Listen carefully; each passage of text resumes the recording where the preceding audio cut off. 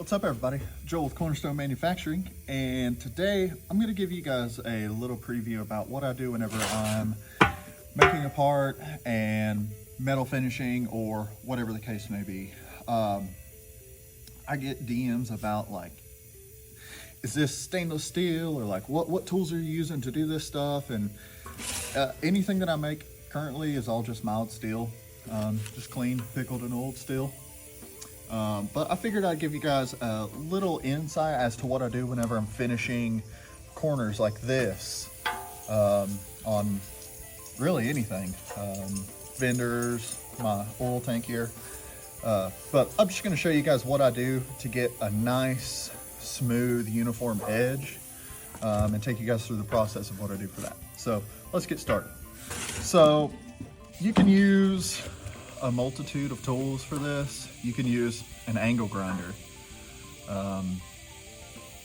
Really, a lot of stuff will work. As long as it's an abrasive, it'll probably work. This is 60 grit here. I recommend for the first cut of it, I'd go a little rough. Think of it like polishing. You start rough and you get finer and finer. Same thing with this. I'm gonna start with 60, knock down all the high spots, and then I'll probably end up finishing it with 120 grit just on the DA, because that's all it really needs. It's a simple process and it goes by quick. So let me get started with this and we'll show you sort of what it looks like.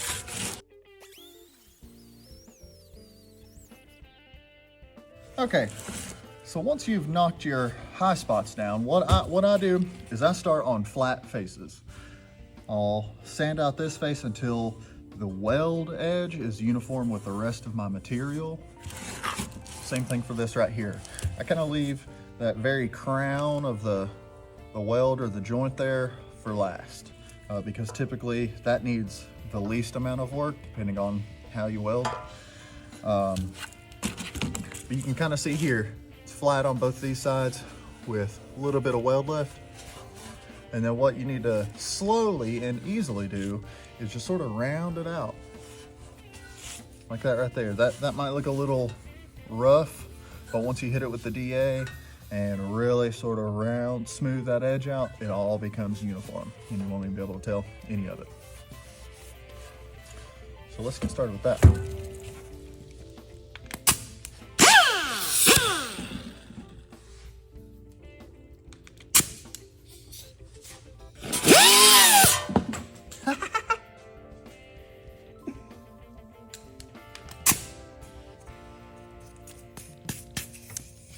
Now we'll come out. All right. Well, with that completed, I'd say that this is like the first cut of it. Got all the welds ground down, radiused all the edges, tried to make it as uniform as I could. There's some little spots here and there that aren't perfect, but that's sort of how it goes with handmade things. So next, like I said, 120 grit on the DA. But first I'm gonna get some acetone and clean this off because it is pickled and oiled, and if you don't get every bit of the oil off of there, it'll just clog your pads up and you'll just be wasting money. So get some acetone, wipe this off, and then we'll get to sanding.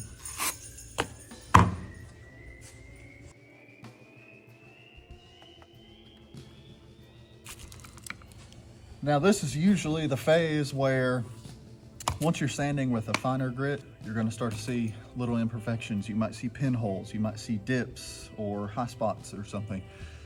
And that's where you can either accept it or fix it and go on from there, especially if it's a little pinhole or something like that. This has already been pressure tested on the fluid side, so no leaks or anything there. So nothing to really, no pinholes or anything to fill.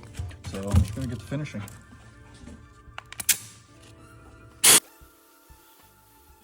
All right, y'all, sanding's complete.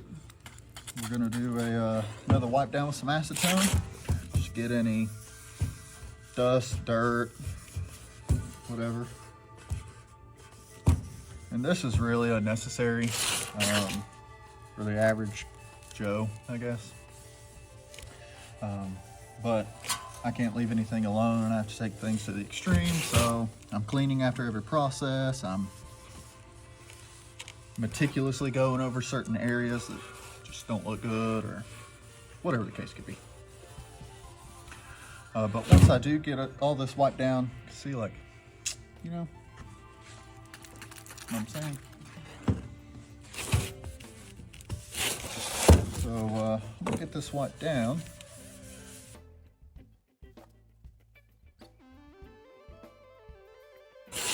All right, now I'm going to give you guys a little secret.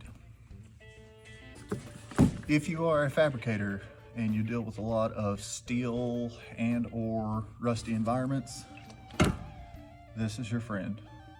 This is holy water, essentially, to metal. Rust preventative, cleans it up super nice. A lot of people use WD-40. You probably could. It's probably what most people would do. But this stuff is magic sauce. So let me rub some of that on here and show you guys what this thing looks like all finished up.